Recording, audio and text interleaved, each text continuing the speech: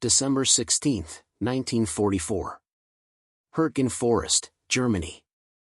Oberleutnant Klaus Dietrich pressed his face against the frozen mud as American artillery screamed overhead, but it wasn't the shells that terrified him. Through the smoke and splintered pines, he had just watched a single American soldier, a boy who looked barely 18, destroy his company's prized Panther tank with a weapon Dietrich had never seen before. A tube. A simple metal tube resting on the soldier's shoulder.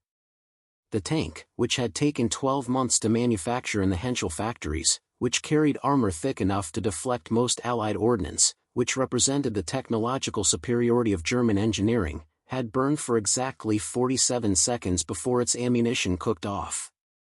What Dietrich witnessed in those 47 seconds would shatter everything the Wehrmacht had taught him about American military incompetence, about the superiority of German tactical doctrine, about the inevitable victory that propaganda minister Goebbels promised weekly on the radio. That American soldier, standing in knee-deep snow with his ridiculous tube weapon, was singing. Actually singing. And the Panther, pride of the Third Reich's armored divisions, was nothing but burning scrap metal. For Oberleutnant Dietrich and the 47,000 German soldiers captured on the Western Front between September 1944 and March 1945, the collision between expectation and reality began not in American prisoner of war camps, but on the battlefield itself. Among them were 312 officers, panzer commanders, infantry captains, artillery observers captured across France, Belgium, and Western Germany, whose experiences with American weapons technology would prove far more psychologically devastating than their subsequent captivity. According to declassified operational reports from the Wehrmacht's Oberkommando der Wehrmacht, OKW, preserved in the Bundesarchiv Militararchiv in Freiburg, Germany, German military intelligence had prepared extensive assessments of American military capabilities before D-Day. The 600-page intelligence summary titled Die Amerikanische Kriegsmacht, Taktische und technische Bewertung, American Military Power, Tactical and Technical Assessment, compiled between January and May 1944, dedicated 83 pages to American infantry weapons systems. The Bazooka, officially designated the M101 rocket launcher, received exactly 4 paragraphs. 4 paragraphs describing it as a crude, ineffective anti-tank device of limited tactical value, representative of American preference for quantity over quality in weapons design. What actually happened on battlefields from Normandy to the Rhine caught German commanders completely unprepared. Major Friedrich Hartmann, commanding officer of the 3rd Company, 116th Panzer Division, recorded in his operational diary, now housed at the United States Army Heritage and Education Center in Carlisle, Pennsylvania, his first encounter with American bazooka teams on August 7, 1944, near Mortagne, France, 0340 hours. Lead element of our column, consisting of 4 Panzer IV tanks and supporting infantry, encountered American positions along Route 177. Expected standard defensive deployment, anti-tank guns, possibly a few tank destroyers in prepared positions. Instead witnessed something extraordinary and deeply troubling. American infantry, ordinary foot soldiers, engaged our tanks directly from distances of 50 to 80 meters using man-portable tube weapons. Lost 2 Panzer IVs within 90 seconds. Crews killed or captured. Remaining tanks forced to withdraw under covering smoke. This was not supposed to be possible. American infantry should not possess weapons capable of destroying our armor. Intelligence assessments indicated American anti-tank capability required specialized units with towed guns, heavy, slow to deploy, vulnerable to our combined arms tactics. These soldiers were moving freely, engaging from multiple directions, coordinating their attacks with infantry support. We have no tactical doctrine for countering this threat. The psychological impact of the bazooka wasn't merely that it could destroy German tanks, several Allied weapons systems possessed that capability. The devastating realization was that ordinary American infantrymen, soldiers who German doctrine dismissed as poorly trained and tactically unsophisticated, could now threaten Germany's most powerful weapons platform with equipment light enough to carry on their backs. German military doctrine, refined through years of Eastern Front combat against Soviet forces, had created elaborate tactical frameworks for armored warfare. tanks operated with infantry support, anti-aircraft coverage, and careful coordination with artillery and air assets. The vulnerability of tanks to specialized anti-tank units was understood and planned for. What German commanders had not anticipated was the democratization of anti-tank capability, the distribution of tank-killing power to common infantry squads. Training documents recovered from the 352nd Infantry Division headquarters at St. Lo, translated by the U.S. Army's Foreign Military Studies program and catalogued as Report B-432, included detailed tactical guidance for German soldiers engaging American forces. The section on American anti-tank capabilities, written in March 1944, stated, American anti-tank doctrine relies primarily on towed 57mm guns and tank destroyer battalions equipped with self-propelled guns. These weapon systems require prepared positions and clear fields of fire. Infantry should fix American positions while armor maneuvers to engage from favorable positions. American infantry formations lack organic anti-tank capability beyond rifle grenades and anti-tank mines, neither of which pose significant threat to properly employed armor. Yet here stood Oberleutnant Dietrich, age 31, veteran of campaigns in Poland, France, and 2 years on the Russian front, watching his tactical reality collapse along with his burning Panther tank. The weapon that destroyed his vehicle, the M101 Bazooka, weighed just 13 pounds. The rocket it fired weighed 3.4 pounds. 2 soldiers could carry the launcher and a dozen rockets with ease. The weapon required no prepared position, no extensive training, no specialized crew. Just 1 soldier to aim, 1 soldier to load, and 30 seconds to convert a 45-ton Panther tank into an inferno. The revelation of American tactical innovation came in waves, each more psychologically jarring than the last.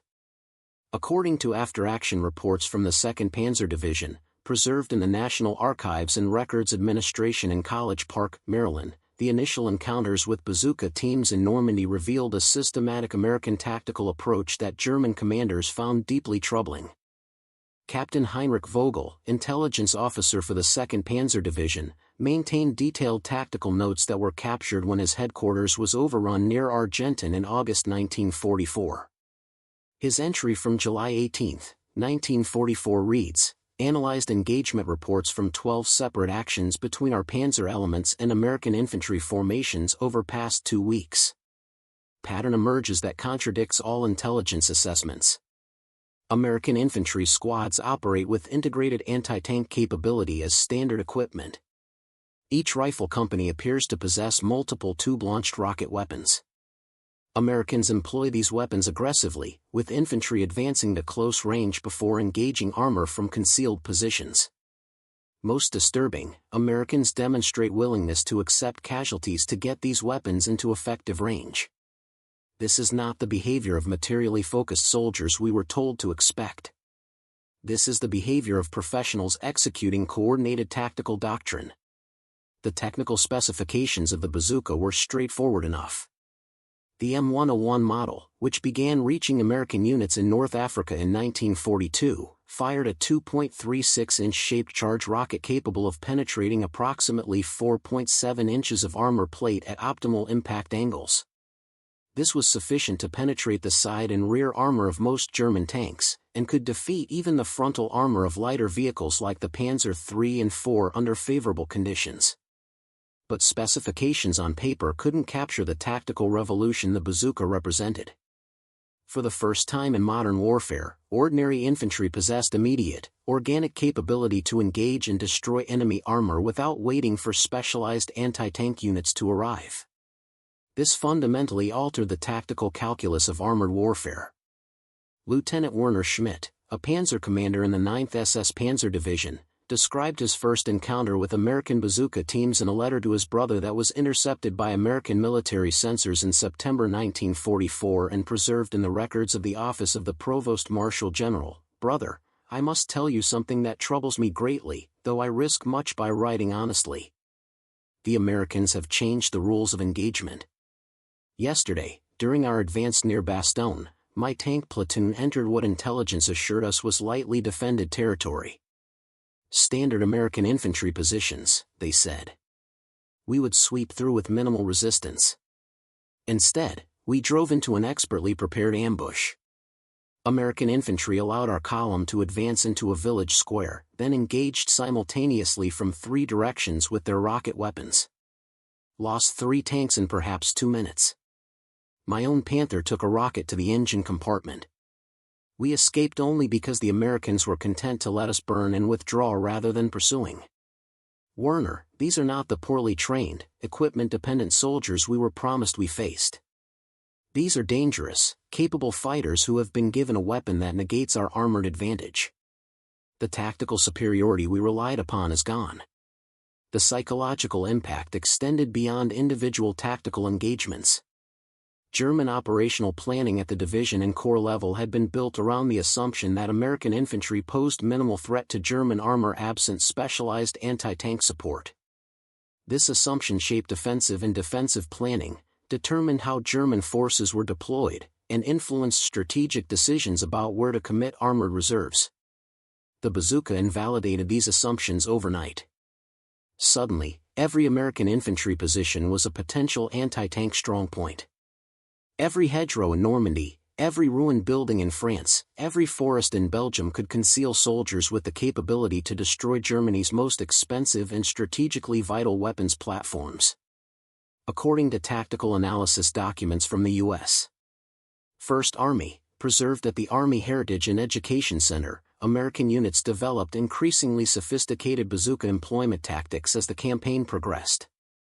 By September 1944, standard American rifle companies deployed bazooka teams in coordinated hunter-killer groups, infantry squads specifically trained to identify, stalk, and engage German armor using terrain, suppressing fire from other squad members, and multiple simultaneous rocket attacks to overwhelm tank defenses. The German response reveals the depth of their tactical crisis. Oberst, Colonel Hans Reinhardt, operations officer for the 7th Army, issued tactical guidance in September 1944 that was captured after the German retreat from France. The document, preserved in the Foreign Military Studies collection, shows German commanders struggling to adapt. All armored units are directed to modify movement procedures when operating in areas where American infantry presence is suspected. Tanks will not advance through built-up areas, forests, or terrain offering concealment without extensive infantry screening. Movement through such terrain should be avoided entirely when possible. Armored units will maintain maximum standoff distance from American infantry positions and rely on long-range engagement. These measures will significantly reduce operational tempo and tactical flexibility but are necessary given the demonstrated American capability to engage our armor at close range with man-portable weapons. In other words, German armor, designed for rapid maneuver warfare, for breakthrough operations, for the kind of mobile, aggressive tactics that had brought Germany victory in Poland and France, was now required to operate cautiously, defensively, constrained by fear of weapons carried by ordinary American infantrymen. But the bazooka was merely the most visible manifestation of a deeper revelation. The weapon itself was technically unremarkable. Shaped charge warhead technology was well understood by all major powers. What shocked German military professionals was the American approach to weapons development and tactical integration. The United States had identified an operational need, infantry anti-tank capability, developed a solution, the bazooka, manufactured it in massive quantities, 476,628 units produced between 1942 and 1945, and integrated it thoroughly into tactical doctrine and training, all in less than 2 years. This represented a fundamentally different approach to military innovation than the German system. German weapons development, exemplified by vehicles like the Tiger II tank or the Me-262 jet fighter, prioritized technical sophistication and individual platform superiority. Each weapon system was engineered to achieve maximum performance, often at the cost of manufacturing complexity, production delays, and maintenance difficulties. The American approach, as the bazooka demonstrated, prioritized practical effectiveness, mass production, and rapid deployment. The M101 bazooka was not technologically sophisticated. It was a steel tube with a simple electrical firing mechanism. But it worked, it could be produced quickly in massive numbers, and it solved a critical tactical problem. Major Karl Becker, a Wehrmacht ordnance officer captured near Aachen in October 1944, discussed this philosophical difference during his interrogation by American technical intelligence officers.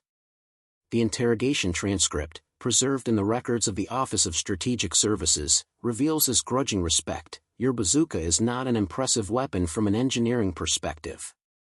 The rocket is crude, the launcher primitive.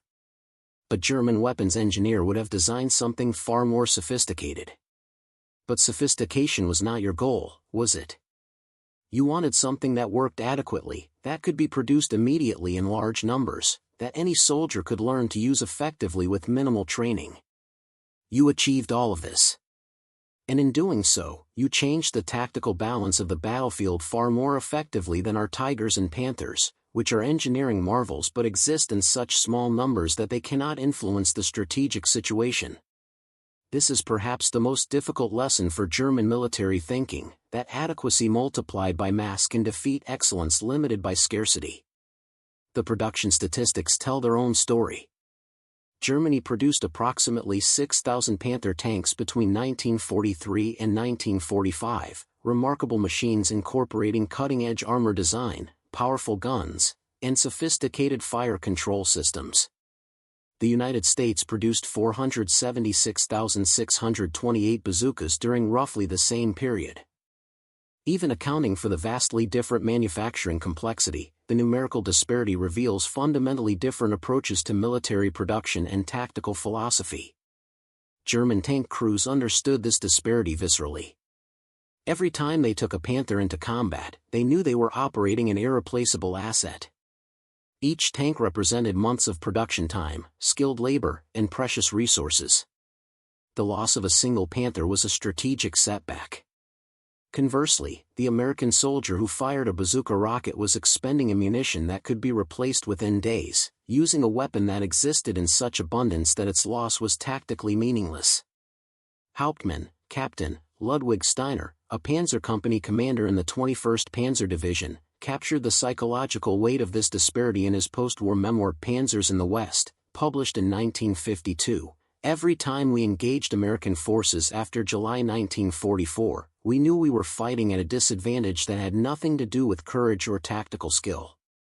They could afford to take risks we could not.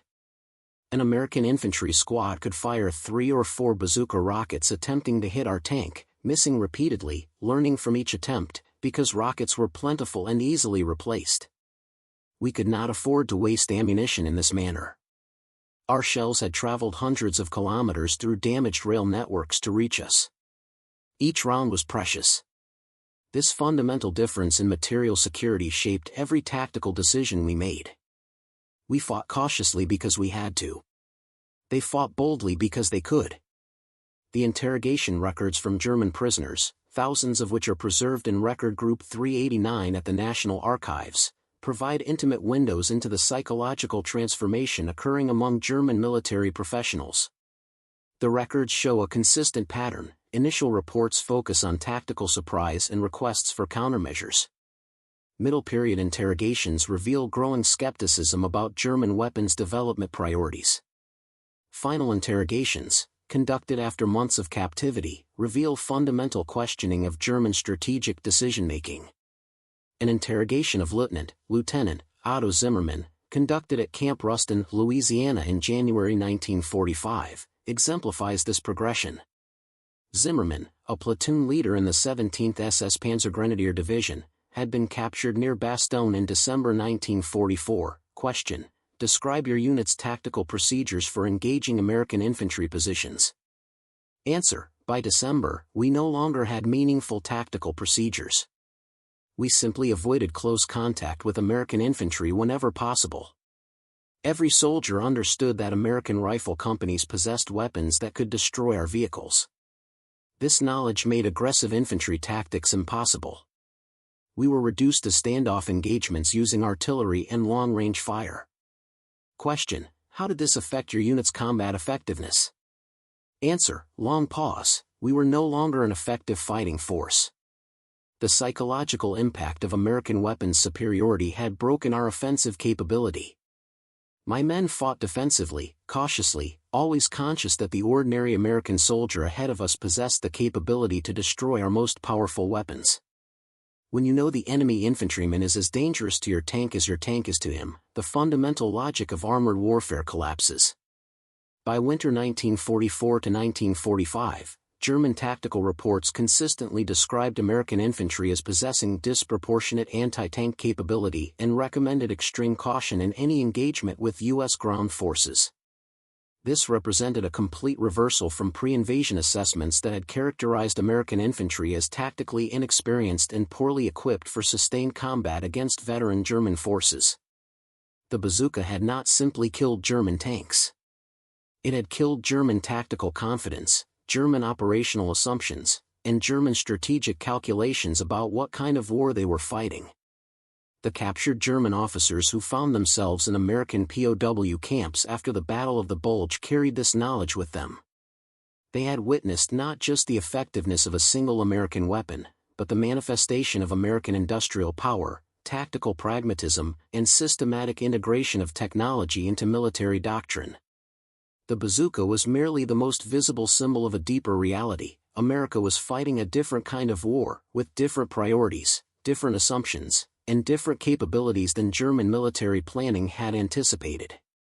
What would these officers discover about American military philosophy when they encountered it directly in captivity? How would they reconcile their experiences on the battlefield with their pre-war understanding of American military incompetence? And what would their transformation reveal about the collision between German emphasis on individual excellence and American emphasis on systematic, scalable effectiveness? The revelation had begun on the battlefield. But the full psychological impact, the complete dismantling of German military assumptions, was only beginning to unfold. February 3, 1945. Camp Cook, California. Oberleutnant Klaus Dietrich sat across from Captain James Morrison of the U.S. Army Ordnance Department, staring at the disassembled bazooka laid out on the wooden table between them. Morrison had invited a group of captured German officers to examine American weapons systems, an unusual gesture that seemed incomprehensible to Dietrich. Why would victors reveal their weapons to defeated enemies? What Dietrich discovered during that 2-hour session would prove far more devastating than watching his Panther burn in the Hürtgen Forest. The bazooka, Morrison explained in methodical English translated by a German-American sergeant, had been developed in exactly 127 days. From initial concept to battlefield deployment, 127 days. The weapon had been designed by two men, Lieutenant Edward Ewell and Colonel Leslie Skinner, working with a budget that would barely cover a month of Tiger tank production. The rocket motor used readily available materials. The launcher could be manufactured by any competent machine shop. Total unit cost, $22.50. Dietrich heard the translator's words but couldn't process their meaning. Germany's Panzerschreck, their copy of the American bazooka, developed after capturing examples in North Africa, had taken 14 months to refine and deploy. The weapon Dietrich had seen destroy irreplaceable German armor, the weapon that had fundamentally altered Wehrmacht tactical doctrine, had cost less than a soldier's monthly pay and been designed faster than German ordnance committees typically took to approve paperwork. Major Friedrich Hartmann, sitting beside Dietrich, asked the question haunting every German officer in the room, but the performance? Surely such rapid development compromised effectiveness? Morrison smiled, not mockingly, but with the confidence of someone explaining an obvious truth. The M101 penetrates 4.7 inches of armor. That's sufficient for 90% of engagement scenarios. Could we have designed something better? Sure. Would that extra 10% performance justify 6 more months of development while our infantry faced panzers without adequate anti-tank weapons? Not a chance. According to records maintained by the War Department's Military Intelligence Service, preserved at the National Archives, over 800 captured German officers participated in technical briefings about American weapons systems between January and July 1945. These sessions, initially conceived as intelligence-gathering opportunities, evolved into something more profound: systematic exposure of German military professionals to American military-industrial philosophy. The briefings covered the M4 Sherman tank, the P-51 Mustang fighter, the the proximity fuse, and dozens of other American weapons systems.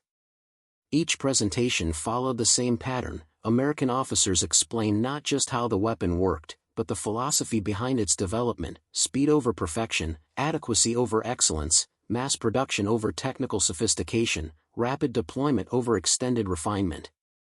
Captain Werner Schmidt, the Panzer commander who had written to his brother about American tactical competence, attended a briefing on American tank production at Camp House, Texas in March 1945. His post-war memoir Defeat and Understanding, published in 1958, captured his realization. Morrison showed us photographs of the Chrysler tank arsenal in Detroit. A single facility producing Sherman tanks on assembly lines like automobiles. He told us they had built 8,053 Shermans in 1943 alone. I did not believe him. I asked to see the official production records. He provided them without hesitation, detailed monthly output figures, quality control data, even cost breakdowns. It was all true. One American factory had produced more tanks in 12 months than all German manufacturers combined produced in 2 years. The numbers were undeniable. The United States produced approximately 88,410 tanks and self-propelled guns between 1940 and 1945. Germany produced roughly 30,500. American aircraft production totaled 300,317 units. German production reached 119,307. These statistics weren't propaganda, they were documented and captured German intelligence assessments that corroborated American claims. But raw numbers, shocking as they were, represented only the surface revelation. The deeper truth emerged through accumulated observations of American military culture and philosophical approach to warfare. At Camp Shanks, New York, a group of captured Luftwaffe officers toured a nearby aircraft component manufacturing facility in April 1945. Major Hans Kruger, a fighter pilot with 43 confirmed kills, described the experience in a letter to his wife that passed through military censors. "Dearest Greta, I have seen something today that explains our defeat more clearly than any battle report. The Americans took us to a factory where they manufacture electrical components for their bombers. The workers are women.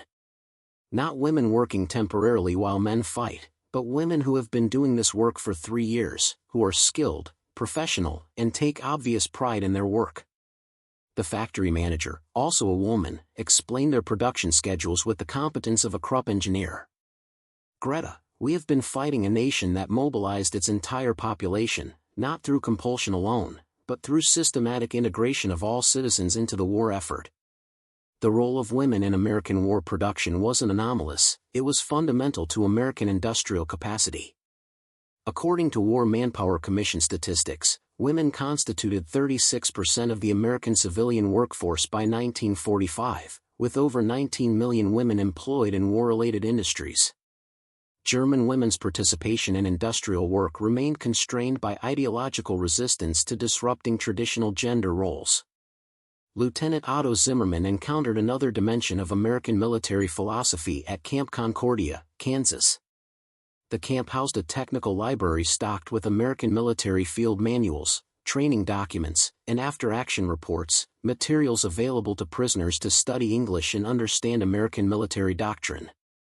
Zimmermann's interrogation file, updated in June 1945, includes a remarkable note from the camp education officer. Subject has spent approximately 140 hours reviewing American infantry training manuals. Subject reports that American tactical doctrine prioritizes initiative at the lowest organizational levels, encourages junior leaders to make independent decisions, and systematically trains all soldiers in multiple weapon systems. Subject contrasts this with German doctrine emphasizing rigid planning and hierarchical decision-making.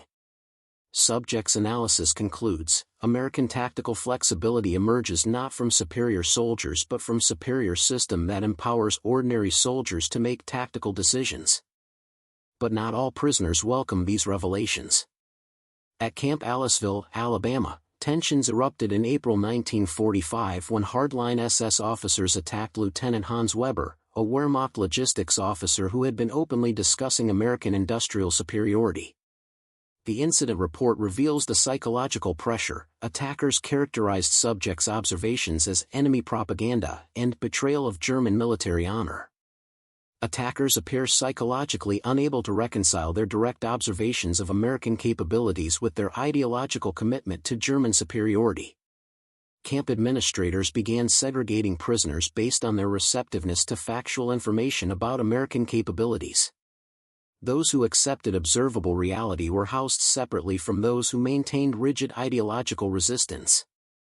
The realist compounds developed distinctive cultures. Prisoners studied English intensively, attended lectures on American history, and engaged in detailed discussions analyzing German military failures. By summer 1945, American authorities conducted extensive surveys of German prisoner attitudes. Among the 47,000 German prisoners who had spent more than 6 months in American custody, 71% acknowledged that their understanding of American military capabilities had been completely inadequate before capture. When asked what weapon most changed your understanding of American military effectiveness, 41% of German combat veterans cited the bazooka, not because it was the most technologically advanced American weapon, but because it most clearly demonstrated the American approach: identify a problem, develop an adequate solution quickly, mass-produce it, and deploy it rapidly. Oberleutnant Klaus Dietrich wrote in his final letter from Camp Cook before repatriation in November 1945, "I have spent 10 months in American captivity." The true captivity was not physical. It was the systematic demolition of everything I believed about warfare, about German military superiority, about the fundamental nature of our enemies.